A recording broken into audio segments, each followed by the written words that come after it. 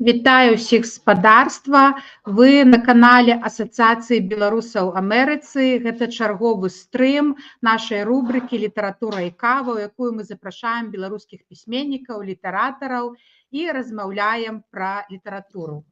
Напішыце, калі ласка, ў каментарах, як заўсёды, прабачце. Напішыце, калі ласка, ў каментарах, ці нас добра бачна, чутно. І можаце таксама прадставіцца, напісаць, адкуль вы нас глядзіце. А сёння ў нас ізноў у віртуальных гасцях беларускі рэжысёр, даследчык літаратуры Васіль Дранько-Масюк. Вітанне, Васіль. Прывітанне. Усіх рады бачыць, рады, што я з вами. Так, і сабраліся мы з цудоўнай нагоды да дня нараджэння выбітнага беларускага класіка Уладзіміра Караткевіча. Вось 26 лістапада мы будзем святкаваць 94-годдзе са дня нараджэння Уладзіміра Караткевіча. І мы запрасілі Васіля расказаць нам пра гэтага выбітнога класіка. Васіль нам падгатаваў прэзентацыю, я зараз яе ўключаю на экран. Ну і можаце распачынаць. Сябры, вы можаце пісаць пытанні, напрыканцы мы на іх адкажам. Калі ласка, Васіль. Дзякуй вялікі, яшчэ раз усіх вітаю. І сапраўды цудоўная тэма Уладзімір Караткевіч і яго час. Уладзімір Караткевіч, гэта, можна сказаць, такі чалавек эпохі адраджэння, у тым сэнсе, што было такое адчуванне, што яму аднолькава лёгка давалася і паэзія, прытым кароткія іранічныя вершыкі, і балады гістарычныя, паэмы і нейкія рыфмаваныя рэчы для сяброў і пра каханне. Ён з аднолькавым поспехам, як празаік, пісаў казкі і вялікія раманы, апавяданні і аповесці. Як драматург цудоўна сябе праявіў, напісаўшы некалькі п'ес, якія з поспехам ішлі ў канцы 70-х гадоў, пачатку 80-х у беларускім тэатры імя Якуба Коласа, іх ставіў Валерый Мазынскі. Ён быў цудоўным публіцыстам, перакладчыкам, кінасцэнарыстам і пісаў таксама і для тэлебачання. Словам, ён сябе файна сябе адчуваў у самых розных вобразах, самых розных іпастасях. Ну, акрамя таго, ён яшчэ добра спяваў, іграў на музычных інструментах, быў акторам, вось. Таму пра гэтага чалавека мы і будзем з вами гаварыць. Это адзін з моих любімых фотаздымкаў Уладзіміра Караткевіча, дзе ён з вавёркай. Яму і ўвогуле ён вельмі любіў такія заалагічныя фотаздымкі, дзе ён то з вавёркай, то з мядзведзем, то з кацянятамі, то з акулай. Яму падабаліся жывёлы, і часта жывёлы былі героямі ягоных твораў. Ну, як, напрыклад, была такая файная рэч, як «Былі ў мяне мядзведзі», альбо казка «Чортаў скарб», дзе той же мядзведзь выратаваў гаспадара Янку ад чорта. Вось. А гэтая вавёрачка была файная тым, што ў 82-м годзе в адным з беларускіх паркаў была гэтая вавёрка, яна была некая ўся нервовая, не ішла да людзей, бегала такая ўся была, быццам бы хтосьці напалохаў. І калі Караткевічу пра гэта расказалі, ён пайшоў да парку, выставіў такую сваю руку і кажа: «Ідзі сюды». У яго быў такі прыемны, цудоўны голас, што вавёрка рэальна пайшла да яго і пацалавала яго. Фотограф паспеў гэта сфотаграфаваць. Гэта быў 82-й год. Сабакі да яго ішлі, каты да яго ішлі. Ён валодаў некай магіяй такой, што жывёлы яго любілі. Вось. Ну, а для Беларусі ён, па сутнасці, быў такі ж значны, як для Великабрытаніі Вальтер Скотт, альбо для Польшчы Генрык Сянкевіч. Таму што, Караткевіч гэта быў наш, як для амерыканцаў, там Эдгар По, напрыклад. Ён стваральнік гістарычнага дэтэктыву у нас, у Беларусі. Ён пачынальнік у нас рыцарскага раману. Ён першы ў нашай літаратуры, хто ад твора да твора, ад казкі да апавядання, ад апавядання да рамана паказваў беларусаў пераможцамі. До Караткевіча таксама час ад часу асобныя пісьменнікі выяўлялі героя беларуса. Янка Маур, напрыклад, у сваіх творах, там «Падарожжа ў пекла» альбо «Палескія Рабінзоны», Пятрусь Броўка у сваёй такой невялічкай паэме «Кастусь Каліноўскі».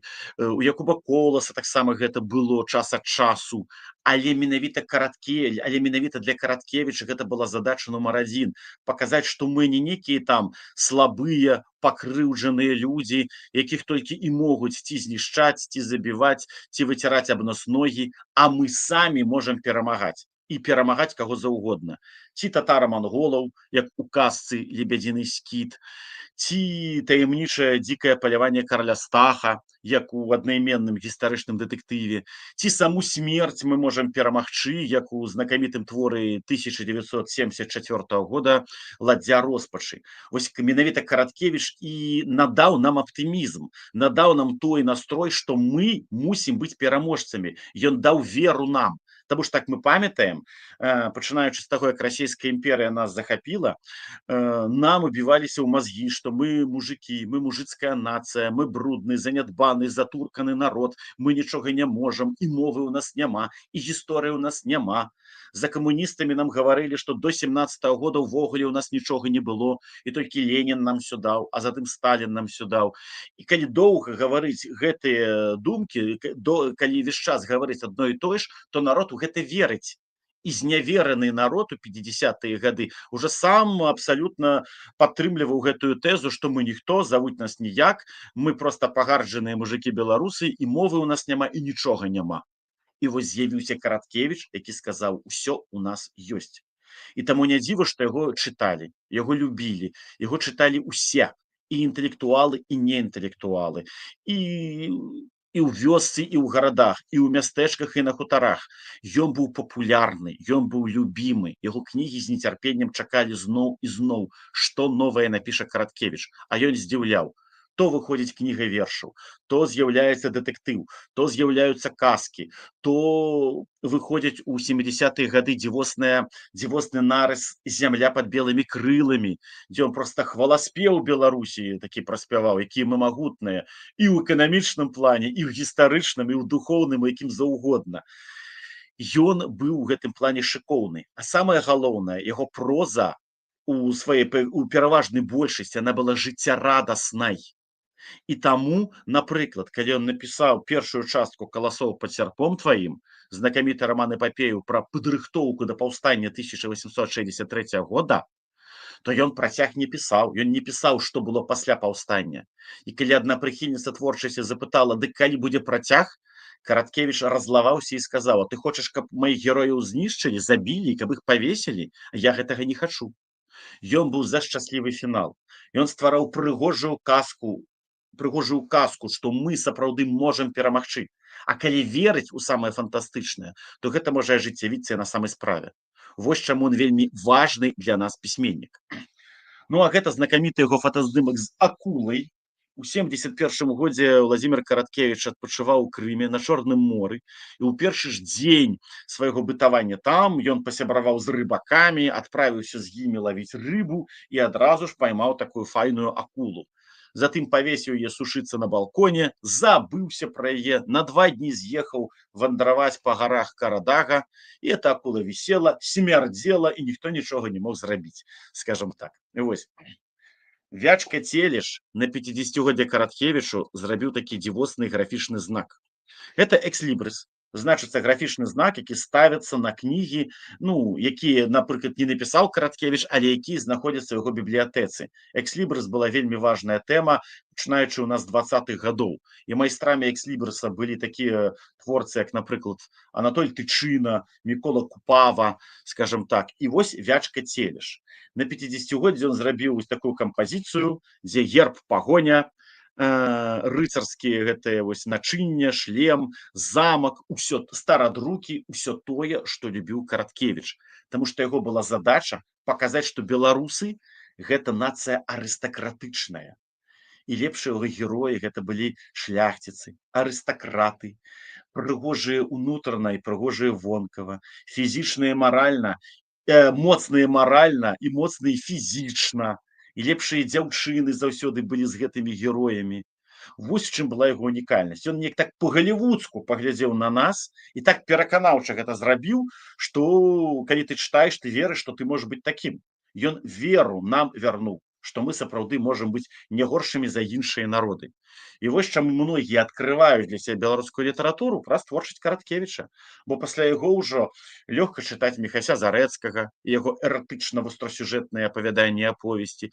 Пасля яго цудоўна чытаць паэзію Валерыя Маракова, напоўненую каханнем і той жа эротыкай. Пасля яго также шыкоўна чытаць і Якуба Коласа, такога разнапланавага творцу, які пісаў і паэмы, і іранічныя вершы, і гумарэскі, і манументальную прозу, скажем так. Пасля яго адкрываюцца дзверы ў літаратуру шырэй і шырэй, і выходзіць з гэтага чароўнага свету пад назвай беларуская літаратура ўжо не хочацца.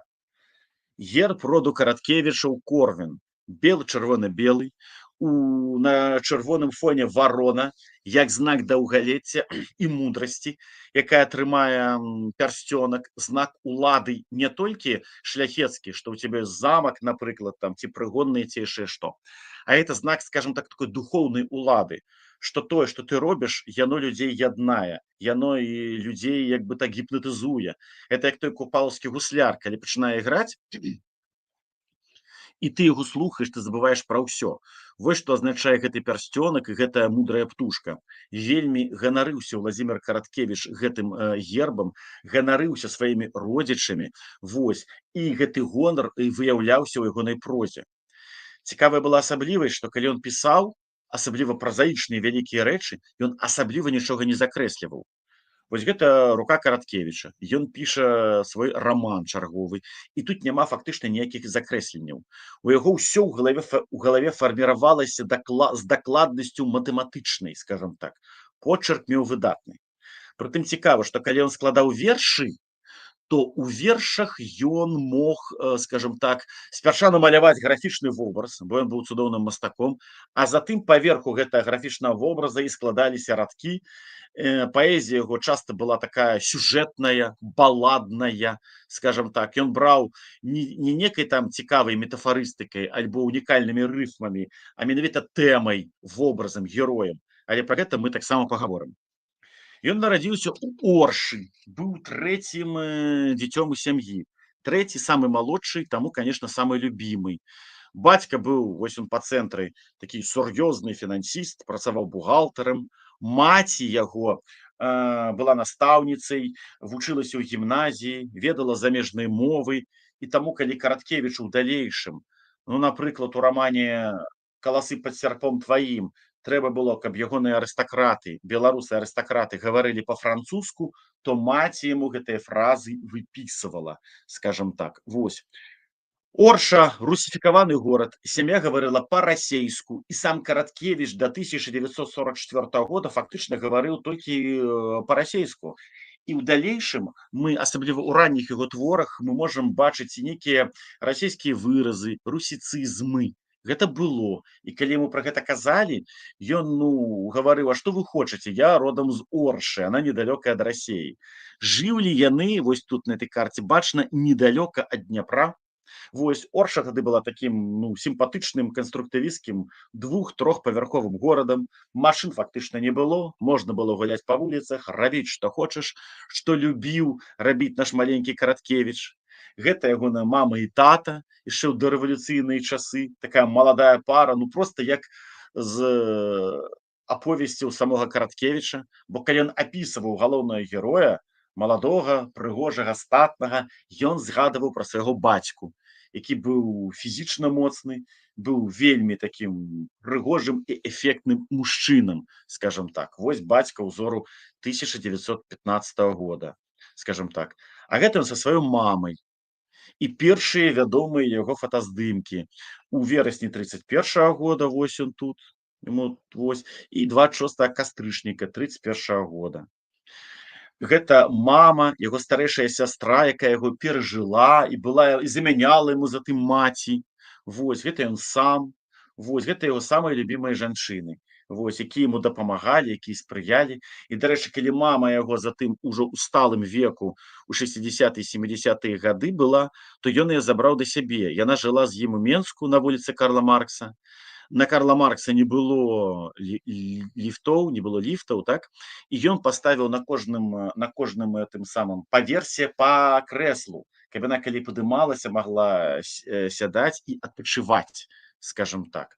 І вось таксама сям'я, это ўжо пасляваенны час, тут яму 15 гадоў, старэйшая сястра, такая ўжо маладзіца, маці, тата, вечна такі вонкава суровы і неўсмешлівы, але вельмі добры чалавек. Вось. А гэта вельмі важны таксама чалавек у жыцці Караткевіча, ягоны дзед па лініі маці. Васіль Юльянавіч Грынкевіч з 1861 года нараджэння. Ён шмат дзе быў, шмат што бачыў, абышоў всю Беларусь. Самае важнае, ён ведаў безліч цікавых, некананічных, арыгінальных казак, хоррор гісторыі, розных фальклорных матываў, пра мужика і дзіва аднавокае, пра аўтуха-дамоўніка, пра ваўкалакаў, пра русалак. Ведаў тое, што не снілася нават Яну Баршчэўскаму з яго шляхціцам Завальняй. Вось. Тое, што не снілася Алесю Якімовічу, выдатнаму савецкаму казачніку, які бясконцую колькасць разоў апрацоўваў беларускія народныя казкі. Тое, што расказваў дзед Васіль унуку Уладзіміру ў 30-е гады, затым настолькі адбілася ў яго свядомасці, што, будучы студэнтам Кіеўскага універсітэта імя Тараса Шаўчэнкі, Караткевіч піша дыплом па беларускіх казках. І першыя яго сур'ёзныя рэчы, праўда, не апублікаваныя пры жыцці нашага героя, гэта былі казкі, якія ён па памяці ўзнаўляў тое, што расказваў яму дзед, і тыя казкі, якія ён затым сам збіраў, калі выязджаў з Кіева і вандраваў па Беларусі. І ў далейшым казка будзе асноўнай для Караткевіча. У яго ў 75-м годзе выйдзе кніга пад такой жа немудрагелістай назвай казкі, дзе будзе апублікаваныя такія шэдэўры, як «Верабей, сава і птушыны суд», альбо згаданы ўжо «Чортаў скарб». Вось. За 2 гады да смерці ён напіша геніяльную казку «Жабкі і чарапаха». Да і, шчыра кажучы, ягоныя сур'ёзныя творы, і тое ж «Дзікае паляванне караля Стаха», і тое ж там «Нельга забыць», і іншыя творы, гэта тыя ж казкі. Ён глядзеў як добры казачнік, дзе ўсё павінна скончыцца добра, дзе герой Асілак з'яўляецца, разганяе дзікае паляванне, праганяе саму смерць і усталёўваецца на гэтых сумных балоцістых мясцінах спагада, цеплыня, любоў, гармонія. Таму ён быў сапраўдны казачнік і для дарослых, і для малых. І таму і дзеці, і іхнія бацькі любілі Караткевіча за гэта. Ён даваў надзею. Мала у нас пісьменнікаў, якія 100% гэтую надзею даюць. Дастаткова часта нашыя творцы любяць схіляцца да трагічнага, як Платон Галавач, як Васіль Быкаў, скажем так, як Владзімір Някляеў. Вось. А Караткевіч, наадварот, казаў, што жыццё настолькі сумнае, настолькі страшнае, што трэба, каб хоць у літаратуры мы маглі адпачываць, каб хаця б у літаратуры мы перамагалі. Бо гэта дае нам, скажем так, нейкія сілы перамагаць і нашае жыццё. Вось. Цікавы фотаздымак, дзе мы можам упершыню убачыць і брата Караткевіча. Брат Валерый, фотаздымак 28-го года, зроблены за 2 гады да нараджэння нашага героя. Это той самы дзед Васіль, тата нашага героя, ягоная цёця, сястра старэйшая і брат Валерый. На вялікі жаль, ён загінуў у 1941 годзе, калі Другая сусветная вайна перакінулася ўжо да нас сюды. Вось. Сам жа наш герой у 30-е гады здзіўляў сваімі шматлікімі талентамі. У 4,5 гады ён ужо ўмеў чытаць, паралельна вучыўся ігры на фартэпіяна, на піяніна іграў цудоўна, складаў казкі, калі складаў вершы, падбіраў музыку да сваіх вершаў і спяваў іх, маляваў. Калі якая казка якога-небудзь там Ганса Хрысціяна Андерсена ці яшчэ якога-небудзь такога смутнагляднага казачніка яму не вельмі падабалася, ён пераказваў яе па-свойму са шчаслівым фіналам і ўмеў уже імправізаваць і выдумляць.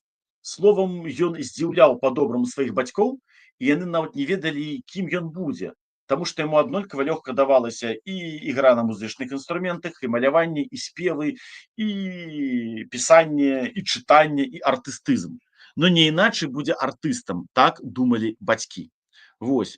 А далей наступае такі момант, што ён вучыцца ў школе, вучыцца ён у сярэдняй школе нумар 3, Цяпер гэта школа перабудаваная, вось так яна выглядае, такая прыгожая архітэктура, такія яркія дэпрэсіўныя на самай справе колеры, дзе ёсць куток прысвечаны нашаму герою, але ўвогуле школа такая. Вось. Тое месца, дзе жыў Караткевіч, дзе жылі яго бацькі, вуліца Леніна, яна не захавалася, у вайну была разбураная, і пасля вайны ўжо былі пабудаваныя такія трохпавярховыя, чатырохпавярховыя дамы. Вось. І нават наступны дом драўляны, які яны прыдбалі і на вуліцы Карла Маркса жылі, насупраць скверу, і праз дрэвы праглядывалася Дняпро, якой неаднаразова ён будзе апяваць і ў сваіх баладах, і ў казках, і ў апавяданнях. І гэты драўляны дом, які прыблізна вось так вось выглядаў, таксама не захаваўся, на вялікі жаль. Вось. Караткевіч, калі паступіў у школу, вучыўся ў першым, другім класе, ён быў адразу выдатнікам. І не таму, што ён вельмі хацеў спадабацца настаўнікам, у яго, як і ў Васіля Быкава, была цудоўная памяць. Яму не трэба было рабіць хатняе заданне, ён усё запамінаў, і ўсё яго было ў галаве. Галава як кампутар. І за цудоўныя поспехі у школе, і летам 41-го года бацькі яго самастойна выпраўляюць у падарожжа, вось гэта Аршанскі вакзал, чыгуначны вакзал, адпраўляюць яго ў Маскву, каб ён там ўсё лета адпачыў, і каб ён пабыў са сваёй старэйшай сястрой, якая там акурат вучыцца. Караткевіч адпраўляецца, а праз нейкі кароткі час ужо мяняецца шыльда, і яна ўжо па-нямецку, таму што Другая сусветная вайна перакрочвае межы Беларусі, Украіны і ўсяго Савецкага Саюзу. Але перад вайной Масква. Масква нашаму герою падабаецца. Ён не задумваецца ў свае 9 гадоў пра рэпрэсіі, пра іншыя сумныя трагічныя рэчы. Ён бачыць шырокі, яркі, шматпавярховы горад, вось такі, як на карціне маскоўскага мастака Аркадзя Пластава, карціна «Новая Масква» 37-го году. Яму падабаецца гэтая Масква, гэта сястра усміхаецца, мы бачым. Яму асабліва падабаюцца і маленькія вулачкі з шчыльнымі сталовамі. Это карціна Рамана Семашкевіча, беларуса, пачатку 30-х гадоў. Яму падабаюцца самалёты, якія лётаюць, парашутысты, як на карціне Лабаса. Ці яшчэ адна карціна Лабаса з бясконцым глыбокім маскоўскім метро, і яму малому падабаецца па гэтых эскалатарах спускацца ўніз, уверх. Ён уяўляе, што ён у нейкі чароўнае падзямелле спускаецца, і там убачыць не вагон, які вылётавае з тунэлю, а нейкага цмока, які вартуе золата. Всё гэта яму вельмі падабаецца, але неўзабаве наступае вайна, і малога Караткевіча, так як сястра не можа ім займацца, бо яна, як і іншыя студэнты, кінутая на абарону горада, яго адпраўляюць далёка за уральскія стэпы у дзетдом. І наш герой не можа з гэтым змірыцца. У амаль аўтабіяграфічным творы «Лісце каштанаў», які ён напісаў у пачатку 70-х гадоў, ён казаў, што яго было некалькі беспаспяховых уцёкаў, нарэшце уцёк зусім, некалькі месяцаў беспрытульнічаў, краў, што праўда толькі ў чужых гародах, даходзіла да таго, што пасвіў у паўночным Казахстане вярблюдаў. Словам, ён уцякаў, ён хацеў з аднаго боку трапіць на фронт, з іншага боку ён хацеў даведацца, што з яго бацькамі. Што з бацькамі, таму што ён пакінуў іх у Оршы, і невядома, ці яны засталіся ў акупаваным горадзе, ці яны загінулі, ці яны змаглі эвакуявацца. Караткевіча неаднаразова вярталі, здымалі з таварных цягнікоў, вярталі ў дзетдом, ён быў сапраўдным хуліганам. У 43-м годзе ён дазнаецца, што бацькі ў Арэнбурзе. Это вельмі добра. З цяжкасцю, без білета, без пропуску, ён сядае зноў на цягнік, едзе ў гэты ціхі расійскі горад, вучыцца там у школе 1 год, а затым у 44-м годзе, калі наступае ўжо лета, калі ўжо наступае вызваленне, калі Беларусь вось-вось ужо вызваляць, бацькі вырашаюць на лета застацца ў Кіеве. І гэта было вельмі важна для нашага героя. Кіеў яму спадабаўся найбольш. Так, з аднаго боку ён быў разбіты, але з іншага боку захавалася шмат старадаўніх будынкаў, цэркваў, замкаў. Археолагі там у гэты час, дарэчы, працавалі, хаця вайна заканчвалася, і Караткевіча малога вельмі здзівіла, што яны з-пад зямлі дастаюць нейкія скарбы схаваныя. Ён хадзіў па Кіеве, адчуваў сябе абсалютна свабодным. Таму што маці працавала, бацька таксама працаваў, ім было крыху не да яго, у школу хадзіць не трэба было. Ён блукаў з раніцы да ночы па вуліцах Кіева, і там, як і ён быў не адзінокі, многія дзеці тады былі самі па сабе, таму што бацькі былі занятыя. У кагосьці тата быў на фронце, у кагосьці яшчэ дзесьці, і яны збіраліся ў пэўныя банды, у пэўныя такія групы.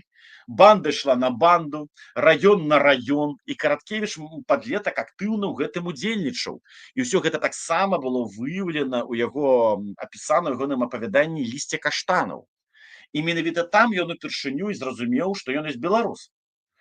Таму што, паўтаруся, да гэтага ў сям'і гаварылі ўсе па-расейску. Беларускую мову зрэч час чуў ад дзеда, калі той расказваў яму казкі. І 2 разы на тыдзень урокі беларускай мовы і літаратуры ў школе. Усё на гэтым. І тут раптам яго пытаюць там ягоныя сябры украінцы і падлеткі: «Хто ты? Адкуль ты?» «Я з Беларусі». «А чо па-маскальску тады гаворыш?» І вось ён тады задумаўся, пачаў успамінаць беларускую мову. І тут ён упершыню зразумеў пра тое, што трэба быць адметным. Не трэба быць такім, як маскалі, не трэба з імі асімілявацца. Я ёсць беларус, і мяне павінны паважаць за тое, што я ёсць беларус. Вось які важны урок ён вынес са свайго кароткага кіеўскага падлеткавага бытавання. Акрамя таго, там было шмат і небяспечных момантаў. Гэтыя дзеці лазілі куды трэба, куды не трэба. Часта падрываліся на гранатах і мінах. І наш герой неаднаразова ледзьве не загінуў. Пра гэта таксама ён затым пісаў у сваім цудоўным, сентыментальным і амаль біяграфічным творы «Лісце каштанаў». Калі яны вярнуліся восенню 44-го года ў Оршу, гэта быў кантраст. У Кіеве, здаецца, ўсё было добра, цёпла, светла, а тут холад, тут усё цалкам разбомблена.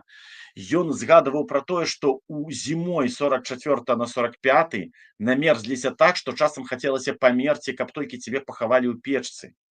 Это быў вельмі цяжкі перыяд, але ўсё цяжкое неўзабаве мінаецца. Ён ізноў вучыцца ў школе да 49-го года. І ў школе, аршанскай школе, ён становіцца адным з лідараў.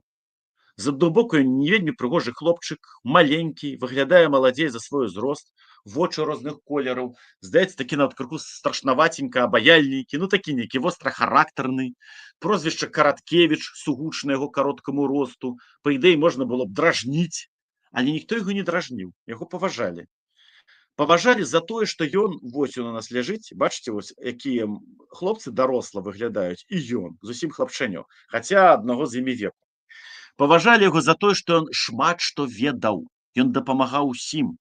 Ён цудоўна меў веды і па гісторыі, і па мове, і па літаратуры, па ўсіх гуманітарных навуках. Ён ведаў шмат файных гісторый. Ён, як тая Вікіпедыя быў, разумееце? Бо памяць меў фенаменальна. Ён у школьным тэатры быў сапраўднай зоркай. У спектаклі пра рэвізора ён іграў з поспехам то Добчынскага, то Бобчынскага.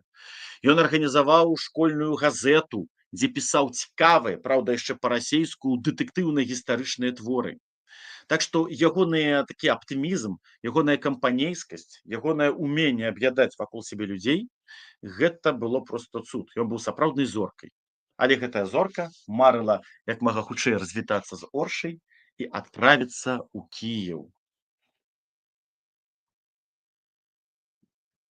Таму што Кіеў гэта быў цэнтр усяго таго, што яго цікавіла. У Кіеве былі багатыя архівы. У Кіеве можна было шмат знайсці інфармацыі, якую ты мог не знайсці нават у Беларусі. Шмат было цікавых архіваў, звязаных з гісторыяй Рэчы Паспалітай і Вялікае княства Літоўскага, і нават з гісторыяй Полскае княства. У Кіеве былі унікальныя педагогі, многія яшчэ, якія выкладалі з дарэвалюцыйнага часу, у якіх быў альтэрнатыўны погляд на гісторыю. У Кіеве было шмат што цікавага. Пакуль Караткевіч, як на гэтым фотаздымку, піша свае для насцен газеты гісторыі гістарычнага плану, але яшчэ па-расейску, і марыць пра Кіеў. І, дарэчы, у гэты час ён ужо актыўна маляваў. І маляваў, як вы бачыце, гэта малюнак 40-х гадоў, маляваў ужо не Леніна, не бальшавікоў, не браневікі, а сярэднявечных рыцараў. Ён любую інфармацыю, якую мог сабраць у Оршы па сярэднявеччу, ён збіраў. Ён перачытаў ужо ўсяго Вальтер Скотта, ён перачытаў Адама Міцкевіча. Усё, што звязана з нашай гісторыяй і проста з гісторыяй рыцарства, яго вельмі і вельмі цікавіла. А перачытаўшы ўсё, ён марыў пашыраць свае веды. На гэтым фотаздымку ён іграе шылераўскага разбойніка, вось такім кінжалам. А гэта ўжо яму 20 гадоў, хаця я б даў бы яму тут 15 гадоў. Бацькі справілі яму добрае паліто, каб у ім іх сын адправіўся вучыцца на філалагічны факультэт рускага аддзела Кіеўскага дзяржаўнага універсітэта імя Тараса Шаўчэнкі. У самым цэнтры Кіева знаходзіцца гэты дзівосны універсітэт. Недалёка паміж метро Тэатральнае і метро, адпаведна, універсітэт, паркі, скверы, старадаўнія дамы, шыкоўны раён і гэты ярка-чырвоны будынак. Это быў проста адзін з самых любімых будынкаў Караткевіча. Ён вельмі яго любіў. І гэтыя 5 гадоў, які ён правёў у гэтых сценах, былі для яго напраўду шчаслівымі. Ён сапраўды тут цалкам сфармаваўся як асоба. І менавіта тут ён пачаў актыўна займацца літаратурай. Праўда, пакуль не друкаваўся, пісаў у стол і проста не ведаў, на што яму ў першую чаргу звярнуць увагу. Ці складаць вершы, ці пісаць раманы гістарычныя, ці займацца навукай і пісаць гістарычныя дысертацыі, ці, напрыклад, не ведаю, быць нейкім казачнікам, ці педагогам, таму што пасля універсітэту ён мусіў выкладаць. Ён быў на такім раздарожжы і хапаўся за ўсё. Скажем так. Вось, хапаўся за ўсё, не любіў афіцыёз. Ужо тады ў яго быў скепсіс да Сталіна, да камуністаў, да ўсяго. І на гэтым фотаздымку мы бачым, ён са сваімі сябрамі, а дэманстрацыя 1 мая, аддзелившиеся на площади Хмельницкага. Не захацелі яны пайсці на эту дэманстрацыю. Яму гэта было нецікава. Яго цікавіла іншае. І летам 50-го года ён ужо стварае першы чарнавы варыянт аповесці «Дзікае паляванне караля Стаха», якая павінна была затым выйсці ў 63-м годзе у кнізе Леаніда Невернуса «На зямлю». Кніга тады была забароненая, таму што наступалі позняхрушчоўскія замаразкі. Вось, і упершыню выйшлі гэтыя дзікае паляванне толькі ў часопісным варыянце ў 65-м годзе, у часопісе «Маладосць». І тады это быў фурор. Караткевіч стаў суперзоркай. А пакуль што ён піша гэта для сябе, паказвае толькі гэтую дэтэктыўную аповесць для сваіх сяброў, а сам думае, чым бы заняцца. І вырашае, што лепей за ўсё пачаць як паэт. 29 ліпеня 51-го года у Аршанскай раённай газеце «Ленінскі прызыў» ён друкуе 2 вершы. Адзін верш па-расейску, такі яшчэ крыху сацыялістычны «Здесь будет канал», а другі верш прысвечаны Якубу Коласу. Вось это «Здесь будет канал», гэта Якубу Коласу. У гэты перыяд яшчэ 50-й, 51-й, 52-й год Караткевіч думаў, што можа аднолькава пераканаўча пісаць і па-беларуску, і па-руску, і па-ўкраінску, такое шматмоўе. Але затым ён разумее ўжо бліжэй да 54-го года, што толькі беларуская мова і толькі па-беларуску ён будзе ствараць свае шэдэўры. Скажем так, гэта ён са сваімі сябрамі-студэнтамі ў гэты шчаслівы перыяд, а там вучыліся не толькі украінцы ці беларусы, там былі і кітайцы, і карэйцы, і казахі, і палякі, і прыбалты, скажем так. Там былі вельмі розныя, свабодалюбівыя, маладыя людзі, якія ўжо хацелі, каб адбыліся змены, ужо праглі таго, каб ужо гэты Сталін ці хто ўжо зышоў, знік у нябыт. Ім ужо хацелася чагосьці новага, абсалютна. Вось. А Караткевіч пакуль што вырашае зрабіць наступны крок. Ён кожнае лета прыязджае ў Беларусь і стараецца знаёміцца з нашымі класікамі. Вось тут ён, напрыклад, у кампаніі з удавой Янкі Купалы Уладзіславай Луцэвіч. Вось тут ён, фотаздымак, праўда, пазнейшы, у кампаніі Канстанцыі Буйло, Рыгора Шырмы, Уладзіміра Дубоўкі. Вось. Яго цікавяць гэтыя пісьменнікі. Ён у 50-е гады сябруе з Паўлінай Мядзёлкай і Ларысай Геніюш. І наперад забягаючы скажу, што менавіта Караткевіч быў рэдактарам першай кнігі Ларысы Геніюш. Вось. Яго вельмі цікавілі гэтыя людзі. Сярод першых яго апублікаваных твораў, такіх публіцыстычнага плану, гэта быў нарыс пра Вязанку, мястэчка, дзе нарадзіўся Янка Купала, на паўночным захадзе ад Менску. Вось, ён падрабязна апісаў гэтае мястэчка, што там, як там, і выказаў такое незадавальненне, што занадта гламурна выглядае музейная вязанка, і што пры жыцці Купалы не ўсё там было так чыстенька, і хочацца, каб было больш аўтэнтыкі, каб больш было праўды, а не такой вось лакіраванасці, скажам так. Ну і вельмі важны момант. Летам 52 года Караткевіч дасылае свае раннія творы Якубу Коласу. Гэтыя творы ён назваў умоўна казкі і легенды маёй радзімы. Колас для яго это быў узор сапраўднага пісьменніка. Таму што Колас быў бліскучы настаўнік, а Караткевіч сам рыхтаваўся быць настаўнікам. Колас быў файным мовазнаўцам, а Караткевіч актыўна вучыў самастойна беларускую мову, каб стаць цудоўным беларускім пісьменнікам. Колас выдатна себе праявіў, ён быў адзін з нямногіх нашых творцаў, хто выдатна себе праявіў як празаік, як паэт, як публіцыст, як драматург, так? Вось, і як вучоны, як гісторык. А Караткевіч таксама хацеў быць такім сюдэістным, і ў яго это таксама ўдалося, скажам так. Ну і першы твор Караткевіча, які ён у дзяцінстве прачытаў, это была казка Якуба Коласа «Савось распуснік», пра ката, які адпомсціў хулігану Савосю і перамог яго, нягледзячы на няроўныя сілы. Вясёлая, лёгкая, такая па-дзіцячы брутальная паэма, якая вельмі падабалася маленькаму 5гадоваму Караткевічу. Таму Колас для яго быў сапраўдны настаўнік, сапраўдны проста такі духоўны бацька родны. Ён адпраўляе яму суправаджальны ліст і адпраўляе свае казкі. Большасць з гэтых казак была апублікавана толькі ў 2000 годзе у зборніку «Вясна ў восень». На вялікі жаль, пры жыцці Караткевіча большасць з гэтых казак не было апублікавана, яны захоўваліся ў архіве музея Якуба Коласа, да і сам Караткевіч як быццам пра іх забыў, а ішоў далей. Ён увогуле не вяртаўся да мінулага. Ён так шмат хацеў зрабіць, як быццам бы адчуваючы, што яму не шмат жыць было, бо ён памёр 53 з нечым гадоў, так? Вось, што ён ішоў далей. А казкі там вельмі сімпатычныя. Пра аўтуха дамоўніка, такога вясёлага дымавіка, які замінае гаспадарам жыць летам асабліва, бо зімой ён вялы, а летам актыўны, скача на іх конях, заганяючы іх у пену, вось, робіць іншыя такія дробныя паскудствы. Сын гаспадара скідае гэтага аўтуха ў крапіву з драбін, і той адпомшчывае, выкачыўшыся ў брудныя лужыне, ён затым скача на свежую бялізну, якую пасцяліла гаспадыня, і вот так вот помсціць, што называецца, гэтым героем. І ў гэтай казацы бачны ўжо правобраз чортавага скарба. Класічная гісторыя Караткевіча пра чорта, які паскудзіць у хаце гаспадара Янкі. Янка нічога не можа зрабіць, як праўдзівы беларус, і толькі выпадкова, прыйшоўшы да яго ў хату пераначаваць артыст з вучоным мядзведзем, яны ратуюць гэтую сітуацыю. Ну, а такі правобраз, эскіз да чортавага скарба быў аўтух дамоўнік. Яшчэ адна была шыкоўная казка, гэта мужык і дзіва аднавокае.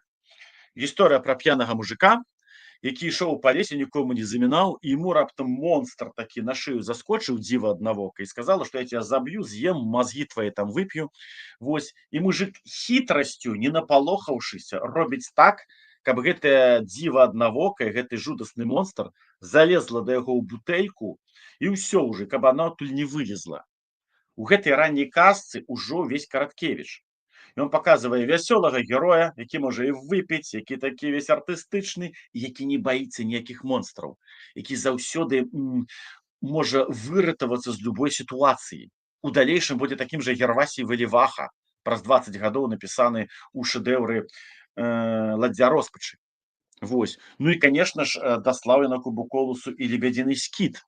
Акурат класічная казка, якая была апублікаваная ў 88 годзе і ўвайшла, па-мойму, на школьную праграму, пра тое, што татара-манголы і на беларусаў нападалі, і паланілі беларусаў, і вядуць яны гэтых бедных беларусаў у палон, у рабства, і сустракаюць яны некае дзіўнага старога з такой барадой доўгай, як у чараўніка з уладароў пярсцёнкаў.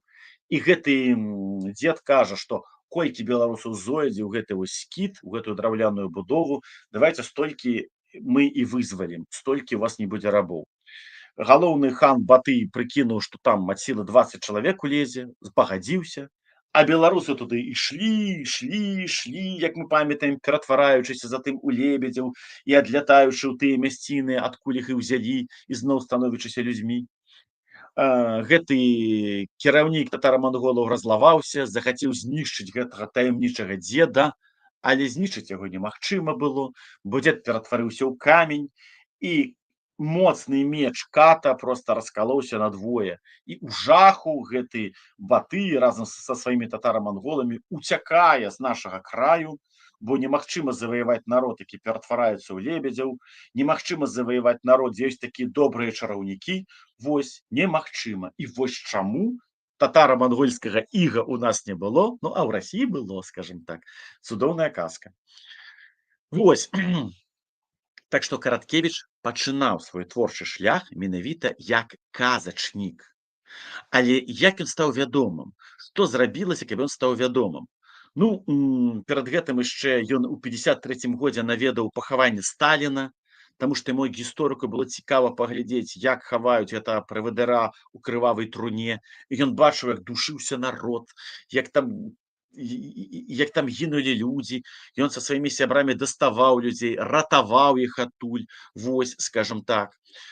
Ну, а цяпер перайдзем да таго, што было пасля. Пасля універсітэту Уладзімір Семёнавіч Караткевіч ён едзе на размеркаванне ў вёску Лесавічы. Вёска Лесавічы, невялічкая украінская вёска. Вось там ён выкладае і рускую мову, і літаратуру, і гісторыю, і вучням з гэтых Лесавічаў ён расказвае звышпраграмы усё тое, што ён даведаўся в універсітэце пра князёў нашых, великокняжка літоўскіх, а Лесавічы ўваходзілі ў вялікае княства літоўскае, пра нашы легенды, пра нашых ваўкалакаў, пра нашых асілкаў. Усё гэта ён расказвае дзецям. На фотаздымку школьнае фота менавіта гэтай лесавіцкай школы. Вось. І ён адзін з любімых настаўнікаў. І нездарма дырэктар затым на украінскай мове піша такую хвалебную характарыстыку на Караткевіча. Гэта сучасныя Лесавічы перад намі, які ён цудоўны педагог, як ён файна рыхтуецца, як ён шмат ведае, як яго любяць дзеці. Вось у такой хаце Караткевіч жыў, скажем так. А вось гэтая характарыстыка. Вось, яго не хочуць адпускаць адтуль, але ён ужо ўсё, што мог, узяў. Ён за гэты час шмат піша, і яго больш хіліць у паэзію, у такую гістарычна-баладную паэзію.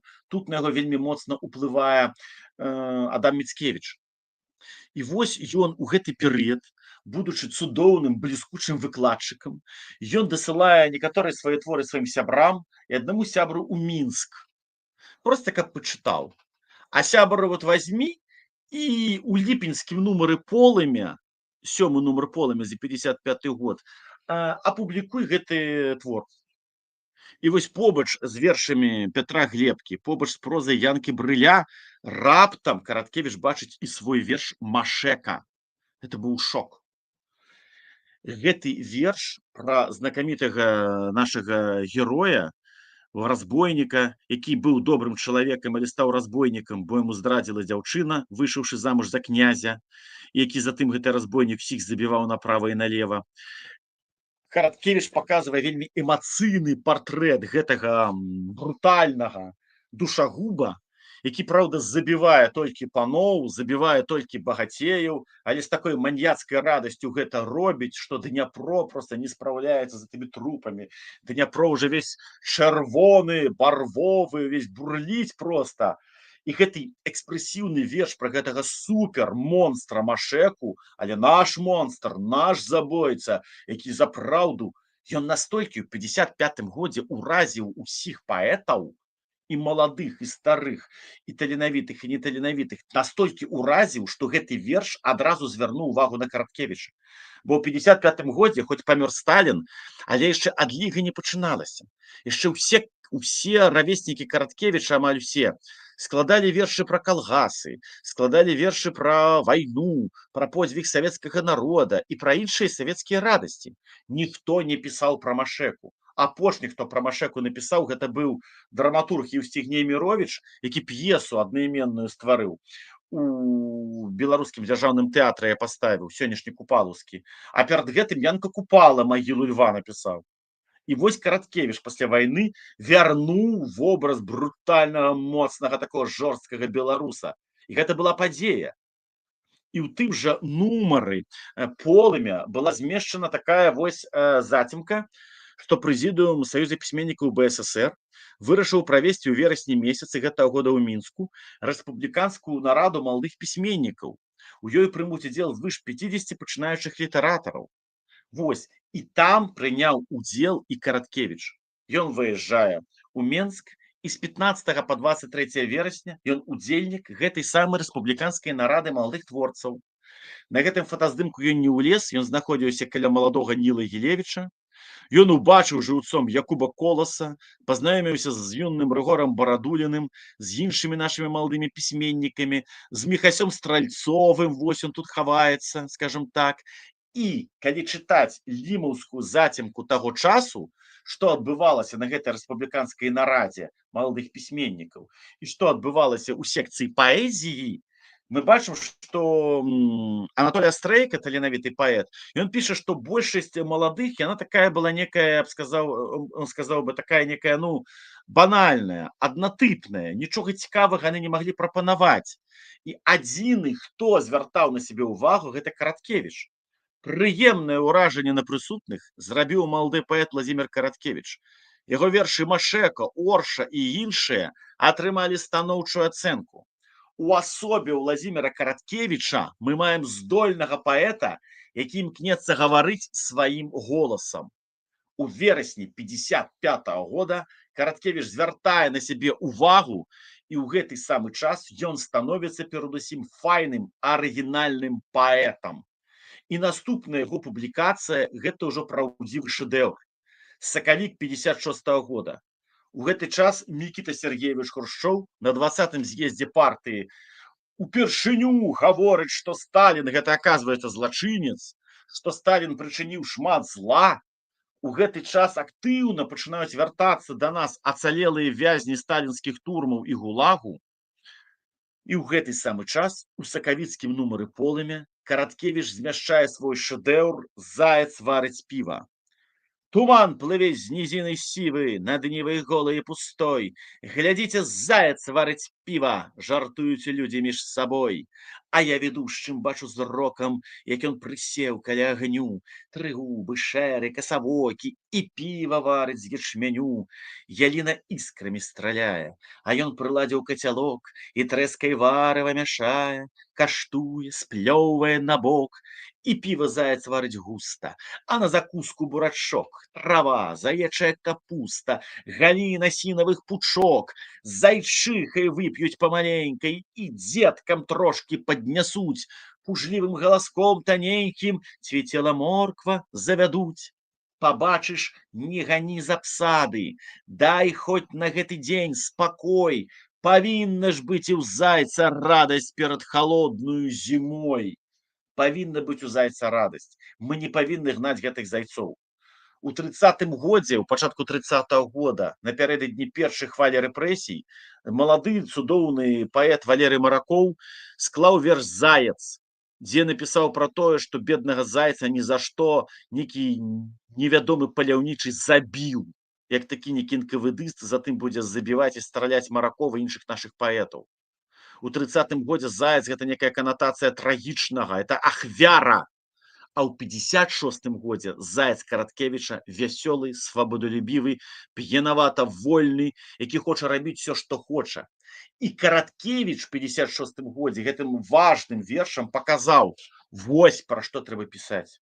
Не пра космас, не пра Леніна, не пра кукурузу, не пра іншае штосьці, што патрэбна партыі, а пра тое, што ты хочаш. Заяц хай будзе нашым героем. Любы іншы персанаж хай будзе героем. Караткевіч быў першы паэт, які парушыў гэту соцрэалістычную дагматыку пасляваенную. Прынёс новых герояў, новыя вобразы. І таму з 56-го года Караткевіч гэта зорка нумар 1 у нашай паэзіі. Прытым ягоныя вершы яны не былі такімі ўжо геніяльнымі. Яны былі, скажем так, дастаткова такімі часам гровасткаватымі, часам там прысутнічалі русізмы, часам яшчэ штосьці было такое, але гэта было не важна. Важна было іншае. Дух свабоды, новыя героі, моцныя беларусы, іронія, весялосць. Вось што было важна. І таму Караткевіч з гэтага часу становіцца нашым проста каралём літаратуры. Затым ён піша сваю першую п'есу «Млын на сініх вірах», якая праз год будзе, на аснове яе будзе створаны тэлеспектакль. Затым выйдуць яго першыя кнігі паэзіі, якія адразу звернуць на сябе ўвагу. І адны крытыкі будуць яго лаяць за тое, што ён занадта кніжны, не піша пра наш час, а іншыя будуць абараняць Караткевіча. Пасля ён з'едзе ў Маскву вучыцца і вывучыцца там на прафесійнага кінасцэнарыста, кіне школу, кіне службу і будзе вольным мастаком. І гэта, дарэчы, апошняе яго месца такой службы, школа, Аршанская школа, дзе ён з 56 па 58 год вучыўся. А затым, дарэчы, не адразу, а з 1961 года Караткевіч пакажа, што ён яшчэ і дзівосны празаік. У яго выйдзе кніга прозы «Блакіт і золата дня», і там у яго будзе кніга апавяданне «Пыласос», так оно спярша называлася. І гэта будзе таксама унікальнае апавяданне, адно з самых важных у Караткевіча. Это апавяданне пра запалоханасць, пра страх, пра дыктат. Это гісторыя маленькай дзяўчынкі, якой там 2 гады з нечым, якую мама вечна палохае. Не лазь там на дачы у кветкі, не лазь у ягады, не лазь туды, не лазь сюды. Пыласос там. А палохае пыласосам, таму што дзяўчынка аднойчы напалохалася пыласосам. І это быў яе страх. І мама такім чынам кантралявала гэтую дзяўчынку. Затым дзяўчынка пераадолела гэты страх, з радасцю ўлезла ў гэтыя ягады, нарвала іх, падышла да мамы і сказала, што я не баюся тваіх пыласосаў. Гэта адзін з самых важных празаічных твораў Караткевіча для мяне, таму што яшчэ ў далёкім 1961 годзе ён паказаў, што мы не павінны баяцца. Мы не павінны паслухмяна слухацца тых, хто нас прыгнятае. Мы не павінны паслухмяна слухацца тых, хто ламае нашу волю. Мы павінны быць незалежнымі духам. І ў далейшым, у 60-е, 70-е, пачатак 80-х гадоў Караткевіч на розных узроўнях гэтую тэму працягваў. І ён вярнуў нам Кастуся Каліноўскага, пра якога пачалі забываць, у п'есе, прысвечанай Кастусю Каліноўскаму, у «Каласах пад сярпом тваім». Ён вярнуў нам іншых герояў, як фантастычных, так і рэальных. І ўсё гэта былі прыгожыя, гордыя, моцныя беларусы, такія, якімі мы і павінны быць. Вось чаму Караткевіч адзін з самых важных нашых пісьменнікаў. Вось чаму Караткевіча трэба чытаць, хаця б дзеля таго, каб проста у наш сённяшні вельмі неспакойны час мець крыніцу натхнення. І не быць занураным, а быць такім жа упэўненым і вясёлым, як Гервасій Валіваха. Бо калі ты будзеш упэўнены і вясёлы, нават калі ты трапіш у пекла да самой смерці, ты это пекла перавернеш дагары нагамі і пераможаш любых д'яблаў. А мы павінны перамагаць нашых д'яблаў. Дзякуй вялікі за ўвагу. Вось, спадзяюся, усё было зразумела, і калі якія пытанні ці што, гатовы адказаць. Так, Васіль, вялікі дзякуй. І сябры, так, насамрэч, калі ёсць пытанні, пішыце, у нас яшчэ ёсць некалькі хвілінак, каб на іх адказаць. Напрыклад, мне было вельмі цікава, я столькі новых фактаў даведалася, сама сядзела і слухала з захапленнем. Дзякуй вам, Васіль. Дзякуй. Гэта маленькая частачка, прэзентацыя на самай справе вельмі вялікая, калі раптам зацікавіць, то можам зрабіць пасля і працяг. Таму што сапраўды пра Караткевіча я збіраю. Таму вось так. Так, сябры, пакуль мы чакаем пытанняў, таксама вельмі раю ўсім чытаць Караткевіча, хто вось часта можна пачуць там у всякіх чаціках, а вось з чаго мне пачаць вывучаць беларускую мову, вось чытайце, слухайце Караткевіча, у нас есть цудоўны сайт Audiobooks.by, дзе можна слухаць, калі у вас няма часу чытаць, у нас ёсць кнігарня Літарка, на якой вы можете пашукаць, што вы можете пачытаць у ЗША, у нас ёсць беларускі палічка, сайт, дзе можна электронныя кнігі Караткевіча пачытаць. Я таксама, я ў свой час, калі пачытала чытаць почитать, ну, думала, что мне такое почитать про литературу беларускай, і я задала пытанне ў сяброў, і мне все сказалі: вось калі ў цябе няма настрою, чытай ладдзю роспачу. Яна маленькая і вельмі натхняльная. Таму, сябры, вось хто такая вам парада, калі не ведаеце, з чаго спачаць чытаць Караткевіча, я вось ад сябе вельмі раю ладдзю роспачу. Так, падаецца, пытанняў няма, ёсць толькі падзяка. Дзякуй вялікі вам. Ну што, сябры, тады будзем развітацца. Гэта была рубрыка «Літаратура і кава», канал АБА, я Воля Броман, і з намі быў Васіль Дранько-Майсюк. Таму чытайце па-беларуску, размаўляйце па-беларуску і насіце сваё неба з сабою. Да пабачэння. Дзякуй вам вялікі. Дзякуй, всего самого добрага. Пакуль-пакуль. Да хуткіх сустрэч.